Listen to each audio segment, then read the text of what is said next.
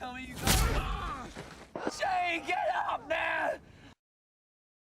Hello there and welcome back to Gemma Movie Recap. Today I'm going to recap The Wall, a 2017 action, thriller, and drama film. The movie is about two American soldiers are trapped by a lethal sniper with only an unsteady wall between them. Warning, spoilers ahead. Please be cautious. But before we start, please support our channel by subscribing and click the bell icon for future notifications. Now, let's start. The story occurs in 2007, immediately following the Iraq War. Matthew, a superb sniper, and Isaac, his companion, are stuck in the war-torn red zone without knowing that the fighting is over. Matthew has always valued the I-16's sense of wind direction and fire regulations, but their abilities are put to the test when they come across a location where 8 American soldiers were brutally murdered by the infamous sniper Juba, a legendary Iraqi marksman who is thought to have killed up to 75 American soldiers in one go without ever disclosing his location. Matthew and Isaac are forced to remain concealed behind the crumbling wall for almost 20 hours due to the threat of Juba. However, after a grueling 20 hours, Matthew becomes restless and decides to leave his hiding place and head toward the wall where his fellow soldiers are lying dead. Isaac lingers behind to maintain his watch, using his keen vision to follow Matthew's movements. Every soldier had been shot in the head with a single precise bullet, Matthew discovers as he gets closer to the wall and carefully examines each fallen comrade. The realization that a skilled sniper is still at large weighs heavily on Matthew's mind as he continues. While Isaac gets shot in the knee and Matthew is struck by a gunshot from an unidentified source, the two soldiers scramble for safety behind a wall in the hopes of escaping their assailants. Despite their desperate circumstances, the troops are left to fight for themselves because Matthew implores Isaac to call for backup, but the sniper's bullet has destroyed their communications equipment and they are unable to reach their headquarters. As long as Matthew is still committed to eliminating the enemy sniper, he asks Isaac to calculate the shot's distance in an effort to locate the sniper. As they attempt to locate the sniper, Isaac improvises by using pebbles to support his binoculars and scan the area for any indication of their attacker. While Isaac tries to remove the bullet from his knee but is unsuccessful due to agony,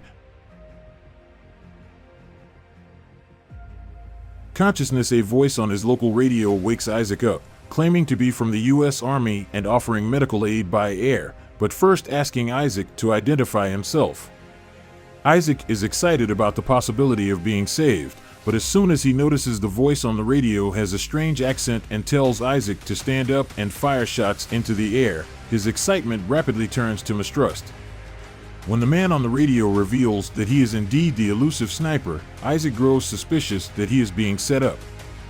He knows that firing a shot would reveal his location to the enemy, but he refuses to do so. Isaac found himself in a tense and dangerous game of cat and mouse with the mysterious sniper who seemed to be playing with him as the sniper barraged him with questions.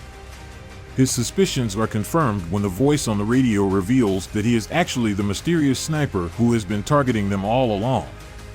However, Isaac discovered a radio belonging to one of the fallen soldiers a few meters distant and gently started creeping toward it after failing to pinpoint the sniper's position because he was too proficient at hiding. He attempted to use it to make a call for assistance, but he was unable and became stuck behind the wall. The sniper had been staking out the area for days, showing a high level of focus and determination in his pursuit of Isaac as he tried to elude his attacker. Isaac had no choice but to continue talking with the sniper in the hopes of getting a chance to turn the tables when suddenly Isaac heard a faint sound like objects rubbing together and realized that the sniper was hiding among the piles of garbage. He became convinced that the assailant was the notorious Juba, a trained shooter from Iraq who was terrified of Juba. Isaac considered killing himself, but he found the strength to get up and start thinking of a strategy to trick Juba and find his location. In his initial try, Isaac used a wooden pole inside his helmet to create a makeshift decoy. Unfortunately, the helmet came off, and Juba made fun of Isaac's attempts. When a gust of wind blew up dust and immediately obscured Juba's vision, Isaac finally recognized his chance to strike. As he took cover, Isaac crept toward the dead soldier to steal the radio he so sorely needed. Isaac located a crucial lifeline, a water bottle and some food inside.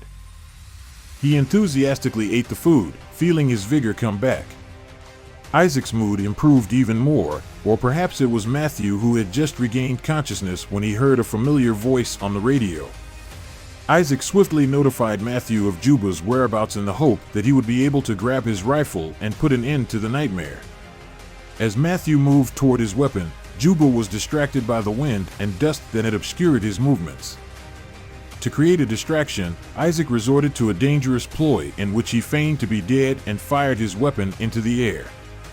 The strategy appeared to be working until Matthew fired a shot, but it missed its mark before he could take cover. Juba fired back, striking Matthew and taking him down.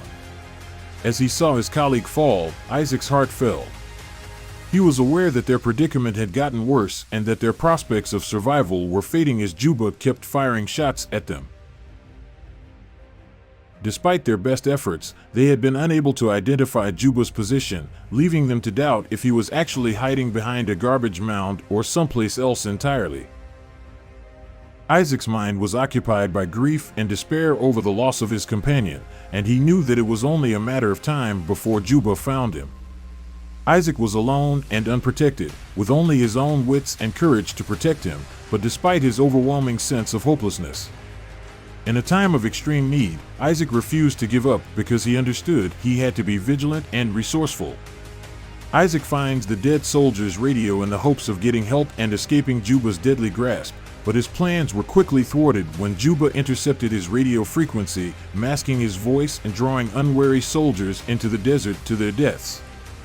Isaac's worst fears were confirmed when Ubair revealed that he had been waiting for them all along, disguised among the dead soldiers.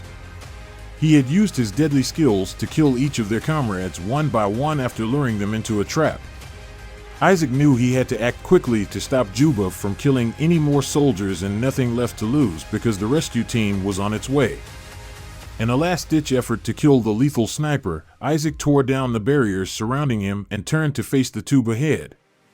He then took aim at the area where he believed Jubal was hidden and opened fire, letting forth a barrage of rounds. As the two snipers fought in a bloody, fierce struggle, the deafening sound of gunfire filled the space. Each shot was a calculated risk taken in a deadly game of cat and mouse as well as a quest for survival. Each soldier struggled for their life, knowing that one mistake may mean the end of the journey. In a moment of great concentration, and the tension was apparent.